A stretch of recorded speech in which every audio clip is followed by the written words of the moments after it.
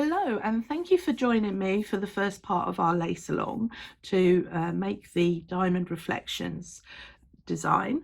And firstly, I want to thank Chantel for her kind donation, which has paid for the subtitles for this series of videos. Now, to begin making the lace, we need to add in all the pairs, and to do that we've got our starting pins here. So we've got a green pin here, which is where we're going to add 4 pairs. Then we've got 4 red pins along this trail, which is where we're going to be adding the gold rush. And then at each of these blue pins here, we're going to be adding a new main coloured pair. So I have white as my main colour, and I've put my pin in that first pinhole on the beginning of the trail, and I'm going to hang 4 pairs open. So by that I mean hanging them around each other, not side by side, because if I just show you, if I hang them side by side, at the end I would end up with 4 single loops, which will make sewing in a little bit tricky. So in order to avoid this, you're going to hang the first pair on the pin, and the second pair will go on the outside of that first pin. So now I have a pair that's made up of one of each of those pairs. So you can see if I pull that one moves, and that one moves. So I'm going to do that with 4 pairs. So each time just add in the pair on the outside. So none of my pairs will be in the pairs that I originally wound them in. So that's my 4 pairs. So I'm going to put 2 twists on my right 2 pairs. It doesn't matter if you do your left 2 or your right 2, but I'm just putting them on my right as they're there. And I'm still going to end up with 2 loops to sew into. So in order to make that sewing a lot easier, I'm going to be using a magic thread. So your magic thread consists of a piece of thread that I've folded in half. Now I tend to use a fairly long piece, because sometimes when you come back to your lace pillow and you'll go, oh, what's that piece of thread doing, and pull it. If it's a shorter piece, you're more than likely to pull it out. So I tend to use a longer piece in the hope that before I pull it out, I'll have realized it's my magic thread. So you fold it in half, and depending on where the loop is, now I always put my loop in the middle of my pairs. So this point here is the middle of my pairs. So if I'm holding my loop in my right hand and my 2 ends in my left, I put the magic thread underneath my left hand bobbins. So you can see my loop is now in the middle. If I was holding it in the other hand, so my loop is in the right left hand and my ends are in my right, I would put the thread underneath my right bobbins. So there's my loop, and it's in the middle of that group of 8 bobbins. So that then means that when I pull the other end, when I come to sew in, I'll put my bobbins through this loop, and they will pull the thread will pull the bobbins down thread. The loop will pull the bobbin thread down through all of my threads that I've started with. So I'm just going to put the 2 ends together and then just leave it laying at the back. If you want to pin it down, that's fine. So that's my first pin, and I'm coming over to this pin here, which on my diagram is a red pin, which means I need to add one of the gold rush pairs. So I'm going to put in a support pin, and I always tend to use what I call a berry pin for a support pin, because it's bigger and it has the blob on the top. So hopefully you will remember which one it is. And on that pin, I'm going to hang one of my gold rush and then one of my main colours. Now, traditionally, what you would have done is put the colours where you wanted them and then cross stitch through both of them. But I'm not going to do that, because of the gold rush, that's going to make quite a bulky area in your lace. Instead, I'm going to decide where exactly I want my gold rush. So on this pattern, all of this edge here is going to be a torchon edge with the gold rush as the pear that runs straight down. It doesn't move, it doesn't go into any of the other lace, so it doesn't actually have a pin of its own, it just runs down the side. And I need to have that in position 2. So if that's position 1 and that's position 2, I need to have it in this position. So what I'm going to do is I'm going to hang them open, and I'm going to make sure that one of the bobbins is where I actually want the whole pear to be. So this one here is still in position 2, even though I've split my pears up. This will become a bit clearer later on when we start doing the torchon edge, but it just means that I'm only going to go with my worker through one pear, and it will be a much thinner join than if I'd have gone through both of them. So now I'm going back over to my right hand side, and I'm taking this edge pear on the right and I'm going to cross stitch it through all of my pairs. So I've got 3 passives at the moment, so I've gone through my 3 passives, and then I'm going to go through the one pair that is hanging on my support pin. I'm not going through both. I'm then going to do 2 twists on my worker pair and pin up.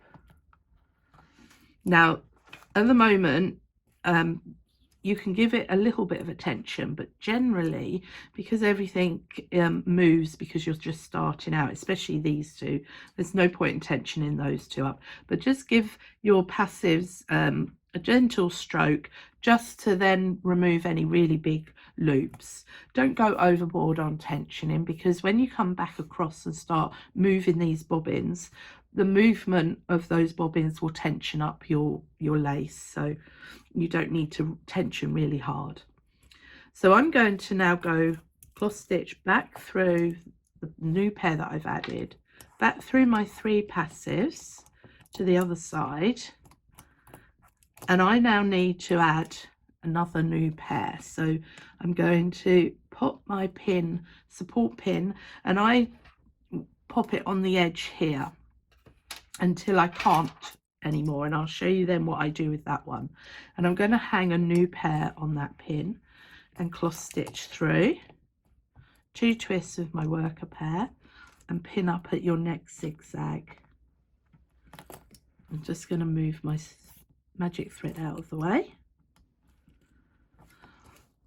So now I'm going to go back through that new pair plus my 2 of my passives, because on my edge I need to have 3 pairs in order to do my torchon edge. So I've got the 2 that I've added and this 1 pair here, and that still leaves me 3 passives in my trail. So I'm going to then twist twice and pin up.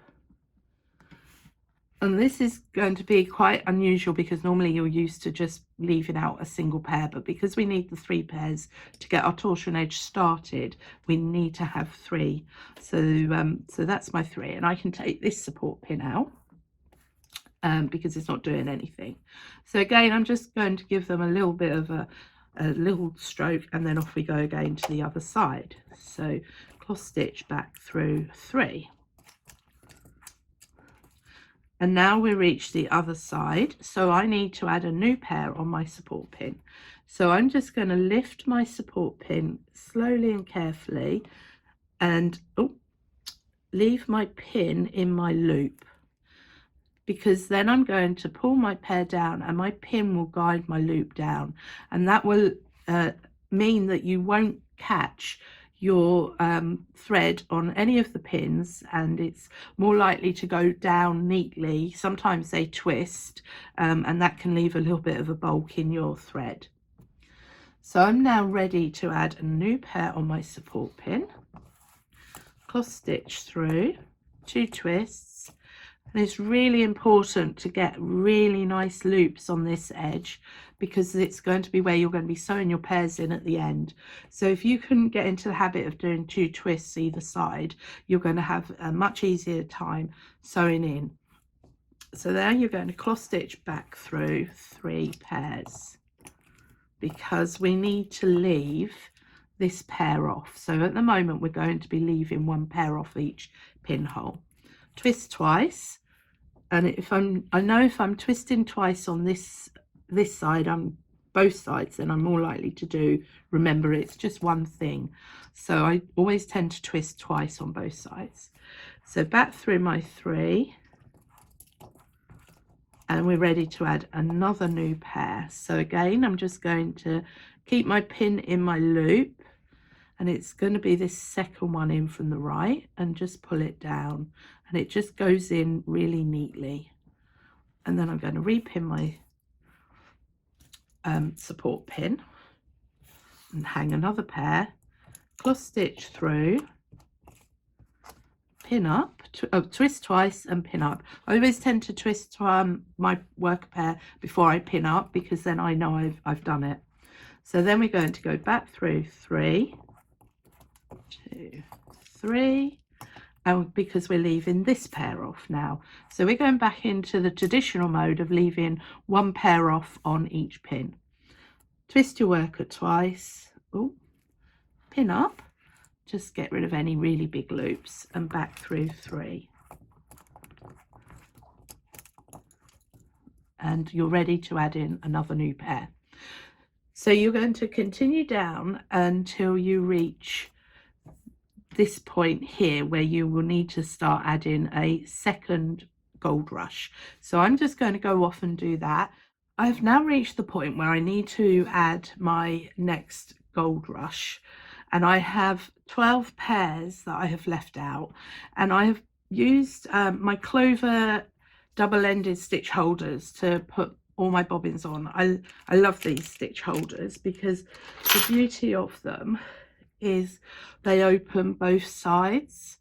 So with the traditional ones that you used, which were metal, they look like safety pins, and they only opened one side, and inevitably the bobbin you always wanted was on the other end. But these are double-ended, and so they're brilliant. I use these all the time, and I'm going to be using 4 of them, 2 for 1/2.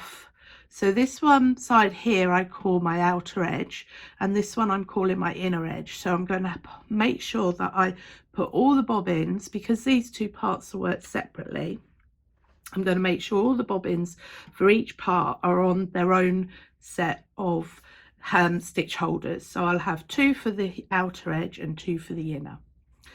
So the other thing that I have done is the distance now between where my pins are, where I'm adding pairs, and the edge of my pricking is considerably longer now. So what I tend to do now is, when I need to add in pairs on a support pin, I pick places where you know that there will not be a pinhole. So as you can see, I've got this pin here, this support pin is in slap bang in the middle of my rose ground, and generally speaking you will not use a pinhole in the middle of a rose ground.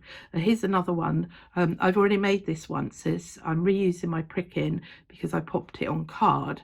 So here's another one that I will have used. So whenever I need to put in support pins but can't reach from the edge, I choose places where you wouldn't find a pinhole normally. So over any of my legs in the middle of a trail, because generally speaking you shouldn't need to have a pinhole in the middle of those places.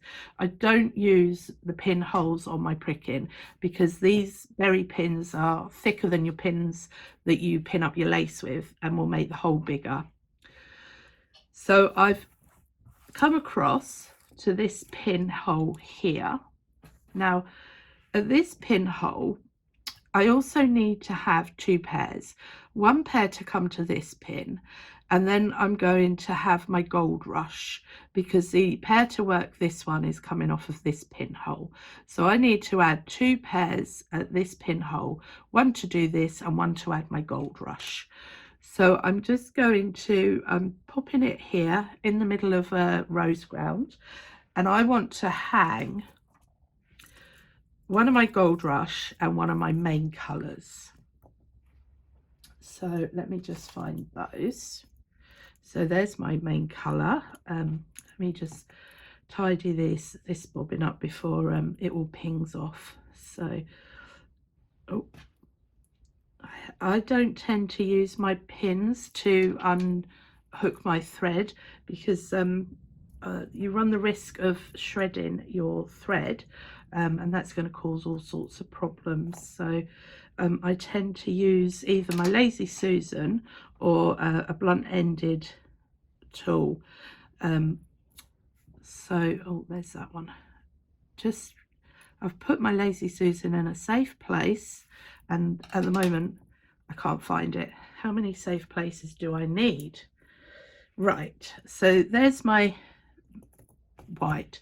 Now the edge of each lace, so this line here is the edge of your laces, so that's the edge of this outer part and the edge of the inner part, because we're working these two so they're not joined, and that creates the 3D effect when we join the alternate pieces together. So you do not want any of the pairs on this part to come into this part. So my gold rush needs to run in between these two pinholes here. It needs to run down here. So I need to have one of my gold rush on this side, because again we're going to hang them open.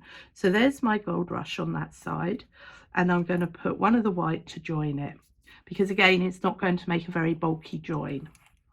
So I'm going to then cross stitch through one pair, twist twice and pin up, and everything's going to just wobble at the moment. Now if you don't hang these open, what will happen is if you just go through one pair, you'll miss the other pair completely and it'll just drop off. But the only reason I tend to do this is because you're using the gold rush and it's less bulky. So now I'm going to cross stitch all the way back through, so twist twice on my worker. Oh, where's it gone? There it is. And pin up. So now I can take out my support pin here, and those two are secured. So I have those two, and then I want to take out my support pin here, drop down. Now, where's that peg on? There it is. Drop down that pair. I'm just going to shorten that length. So I now have my white pair, and in order to get them back together, I'm just going to manipulate my threads. So I'm going to put a cross on the middle two, which is left over right, and now my pairs are back together. And the beauty about this join is that one pair comes above the pin, comes out above the pin, and the other pair comes out below the pin. So then my pairs are now back together. So I have, let me move my threads out of the way. This white pair here is going to become the pair to work this pin, and then my gold rush is going to run just down in between those two pins there. So if I go back to this point here, I normally have, what I have been doing is I've been going through 3 pairs in the trail. So I have my 3 pairs here. So if I come back across here in cross stitch,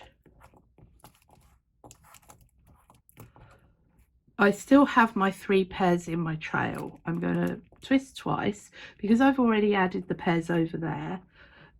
So I don't need to add another pair in on this pin here, because my pair is already added on the previous row because I haven't thrown it out. So this pin here will not have a pair added, as you saw. So I'm then going to go back through my 3, and now I'm going to start adding my pairs again. So I'm just going to pop it in the middle of my rose ground. That's it.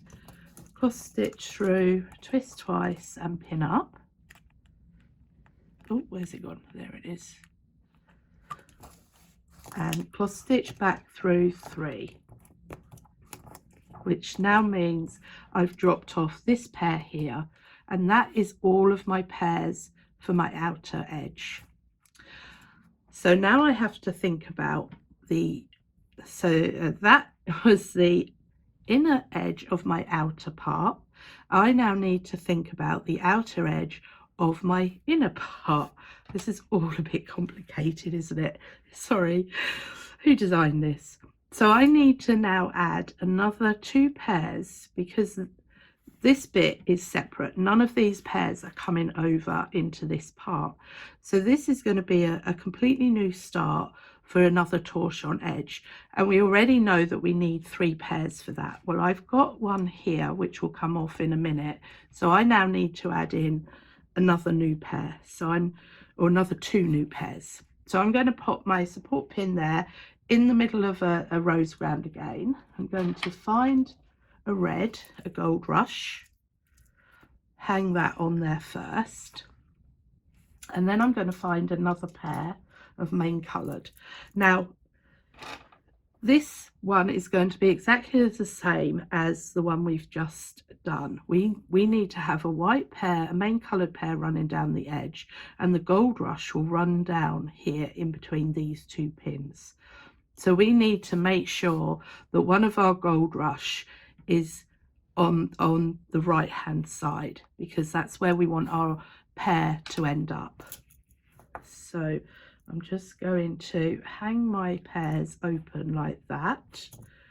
Let me just shorten this pair. Here we are. Okay, so there's my pair here, which will be my gold rush pair needs to end up here with a main coloured pair on this side, so that a pair off of the pin we're just about to pin up will work through, because when you work in a torchon edge you have to work with 3 pairs. So a pair that runs down, straight down, and then 2 pairs that alternate at the edge.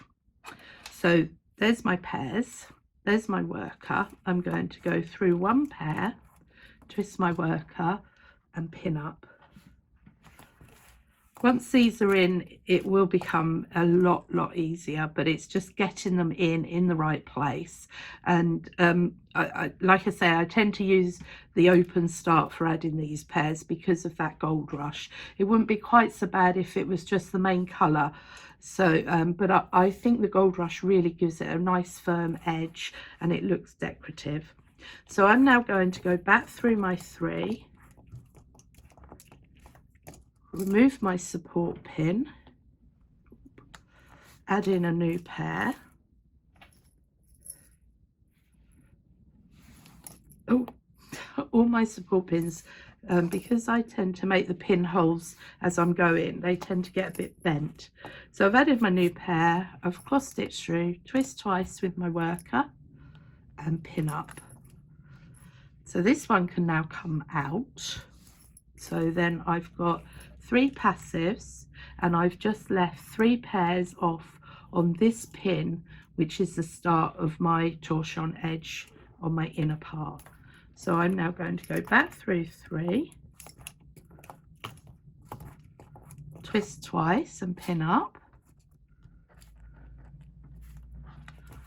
back to the other side, pull down my pair on a support pin,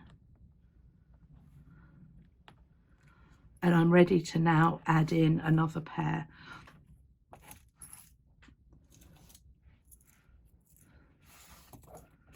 Cross stitch through, twist twice and pin up.